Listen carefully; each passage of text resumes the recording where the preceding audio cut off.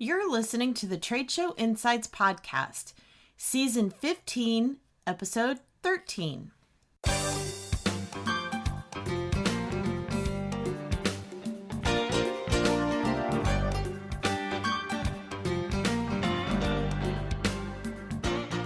I'm your host and exhibit marketing strategist, Marlis Arnold, bringing you tools to improve your exhibit results.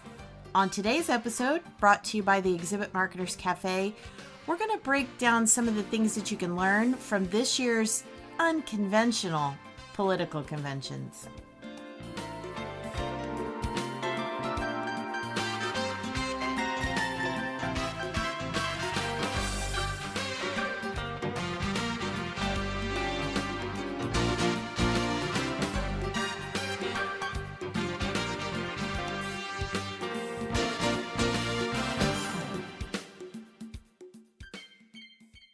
This year has proved to be a challenge for event planners on every level, including those in charge of the presidential conventions. Now, I don't know about you, but actually I found this year's version was more intriguing than previous ones. Perhaps it was because I'm studying all kinds of virtual events anyway, but I think it was more because they were forced to innovate and reimagine the "we've always done it this way" mentality that can be so ingrained in any organization. So, regardless of your personal politics, I invite you to set those aside while we simply focus on the strategies behind each of the conventions and the experiences they created. First, event structure. Each convention took a different approach. The DNC went almost entirely virtual, while the RNC chose to use a semi-hybrid model. But both incorporated a mix of live and pre-recorded clips. The DNC featured a moderator each day to tie all the elements together and blend it into a cohesive story or theme. Although one caution when using celebrities, especially comedians, sometimes humor doesn't work as well when there's no live audience. While the RNC chose to have most speakers present from the same venue, an empty Mellon Auditorium, the DNC speakers used a variety of locations to their advantage. The mayor of Atlanta spoke from the National Center for Civil and Human Rights, while a historian delivered his message with vintage posters on the wall behind him. And as for speakers, both conventions included dozens of speakers, both live and pre-recorded.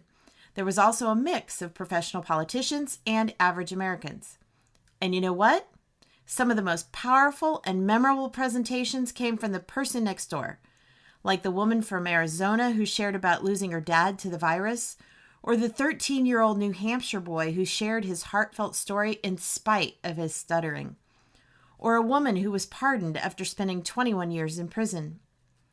On the other hand, just because someone is an old pro in front of a microphone doesn't mean they're so good at presenting when there's no in-person audience to feed their energy.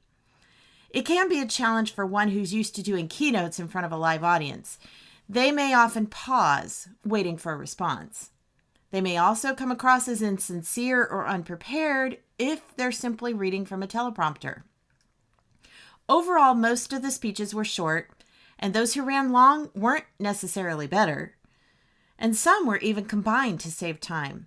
For example, instead of having all the Democratic primary candidates speak, they were combined into a panel reflecting on their experiences with Vice President Joe Biden over the season. Whether you're dealing with a pro or not, speaker prep is no less important. While we don't know exactly what kind of coaching the speakers received, we do know that remote speakers for the DNC received DIY kits that included a camera, microphone, ring light, and a Wi-Fi boosting device. This helped conquer any tech challenges they might have had.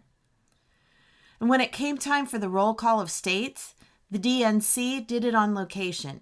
Each state showed off a bit of personality with a video postcard from a memorable spot, like the bridge in Alabama where protesters marched in 1965, or in front of Biden's childhood home in Scranton, Pennsylvania. Now, it's also worth noting that this part was accomplished much quicker than in years past since there wasn't any screaming or crazy costumed antics included. As for audience interaction, the DNC managed to showcase audience reactions by having living room feeds from people all over the country. I wonder how those people were chosen. These feeds were then periodically mixed in with the main broadcast, as well as shown in the now famous grid format on screen after the candidates finished their acceptance speeches in a nearly empty auditorium. Only a few press were allowed in the audience for that. And as for hybrid elements, for Vice President Pence's speech on heroes, he stood in front of the backdrop of Fort McHenry, where the Star-Spangled Banner was written. During his talk, he pointed out specific live audience members, including military and medical heroes. And even though the DNC went almost completely virtual, they did add a socially distanced drive-in tailgate experience for the closing fireworks display. So even though neither convention looked much like those in previous years, that's not necessarily a bad thing.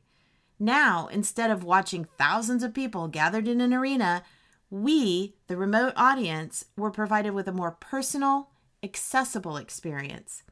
We got to see many of the speakers in their natural environments and discovered they may not be so different from us after all.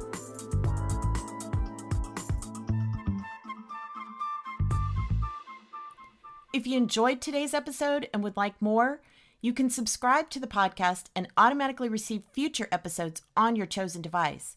Simply search for Trade Show Insights in Apple, Spotify, Stitcher, or virtually anywhere else that podcasts are found, then click the subscribe button.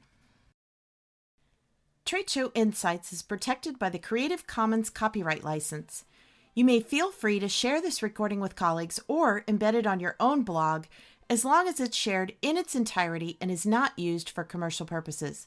To learn more, please see the link in the sidebar of the show notes at tradeshowinsights.com. Well, that's it for this episode of Trade Show Insights.